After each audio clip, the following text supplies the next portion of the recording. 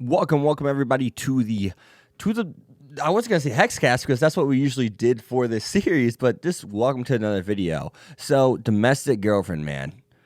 I finally officially caught up. I read the last chapter only to realize I skipped the chapter before, so I didn't understand any of the context that was going on. I had no idea what the circumstances were for the series. And I gotta say something.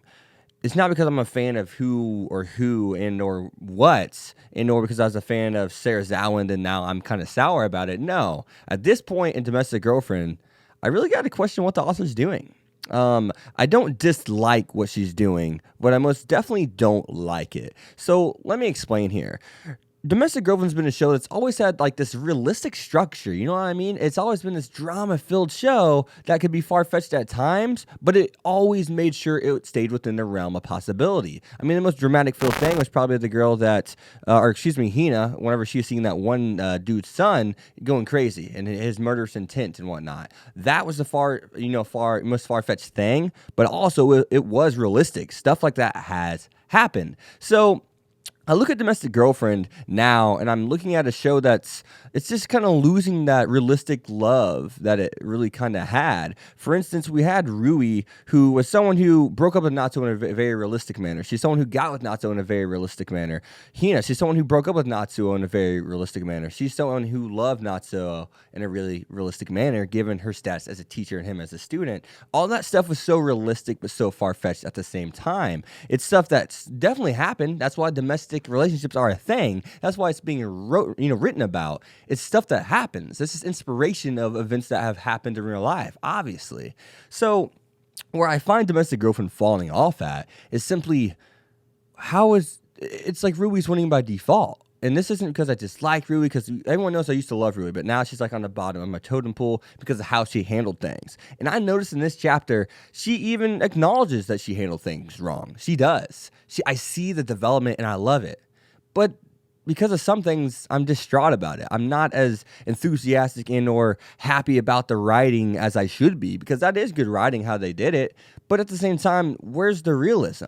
It's as if Rui is winning by default. And it's not even Rui's fault this time. It's not even because I dislike the character, because I don't dislike Rui. She may be my least favorite, but I don't hate Rui. I may be sour about how she handled things, but honestly, her talking about how she handled things and realizing and recognizing has me liking her character more than I have ever since her and Natsuo, got together, originally.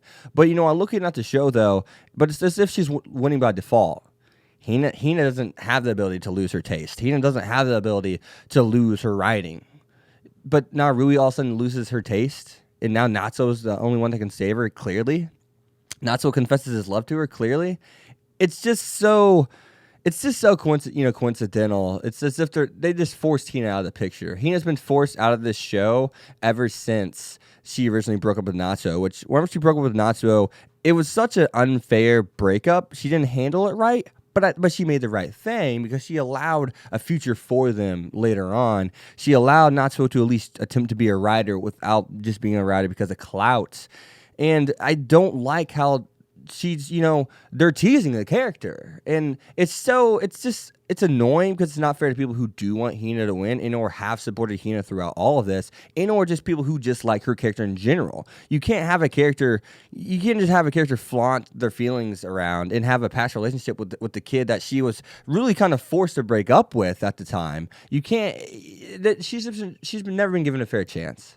It's that simple, and that's why I don't like that aspect of the show, because the show derives off that relationship. If Hina and Natsuo would never get together, none of this dramatic stuff really essentially happens in this show. A lot of Rui's drama was drawn from, Hina originally, whenever they first got together, right? A lot of Hina's drama, a lot of Natsuo's drama, like, holy crap, it's his first girl he ever truly loved. It's all goes back to Hina. It flows into her. So for the character to get trashed the way she is, I'm not really happy about that. I mean, maybe they end up together, but from what I'm seeing right now, there's no way. There's no way that Hina ends up with Natsuo. I mean, just how, what really gets me mad about the Rui thing, though, it's just how coincidental It is. You know what I mean? Like, it could have been written better. The author's been writing great romance, scenes ever since she started. I mean, let's think about whenever Hina and Natsuo broke up. What a sad romantic scene, but what a great romantic scene. Hina cuts her hair. She changes where she lives. Doesn't even tell Natsuo where she's going. I love that. I remember whenever Rui was there for Natsuo when I wanted Hina to win, but she's there for him in such a manner, such a genuineness, such a true, genuine romance. I supported her getting with Natsuo. I was like, yeah, that's what he needs. You're the kind of person he needs. And then I saw them break down, and then I began to despise Rui. But you know what I still saw? I saw realism. I saw a breakup that needed to happen, and Rui broke up for the right reasons. They weren't compatible at the moment. But she's also now finally acknowledged her flaws.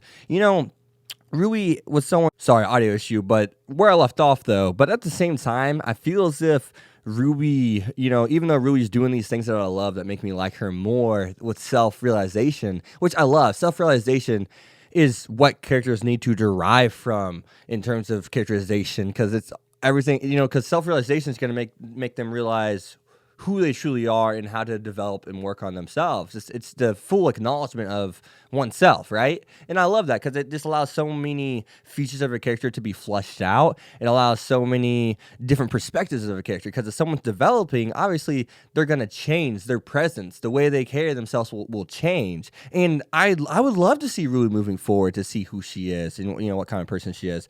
But at the same time, I got to admit, man, it takes away from it, because the love is so... It seems as if it's just like... It was put there. Like it doesn't feel as if it was natural. It feels as if it doesn't even feel like it is forced. It just feels as if it was a cheap way to get them together. You know what I mean? And that's nothing towards Rui, because I like the character. I don't despise her as much. She's gone through some things. She's self-acknowledged herself, but I do feel like it does take away from the character because of how she's bringing these two together. It's just too coincidental. You know what I mean? It seems like, okay, you didn't know how to finish this, so you used the easy way. And I still love Domestic Girlfriend. It's still probably the best romantic series I've ever read. It's been a crazy ride. Watch Gigug's video about it. It's a shit show that is a beautiful shit show, is the way he kind of describes it. But I view Domestic Girlfriend as a show that teaches you a lot of things about relationships. It teaches you, there's plenty of times where it made me self-acknowledge myself, because there's a high school setting, then there was a college setting, which I'm in now. And I'm joining these clubs. I'm doing a lot of things Natsuo is doing now, and it all started this year. And I love that aspect of the show. I love that aspect of the manga. But at the same time, I can't support, on a cheap writing. And I felt like that's a cheap way to get them together. Maybe if they would have done it in a better manner, rather than her just getting bullied and then, I can't taste anything. I don't know.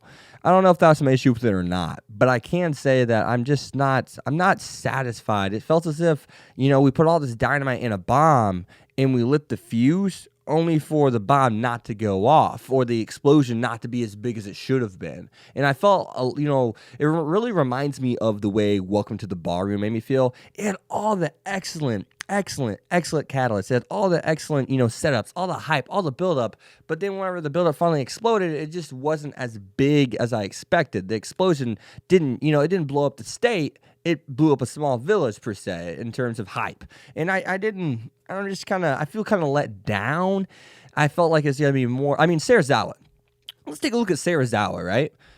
The whole... That was one of the best scenes in the manga, man.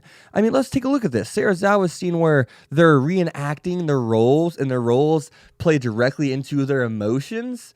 That's crazy, man.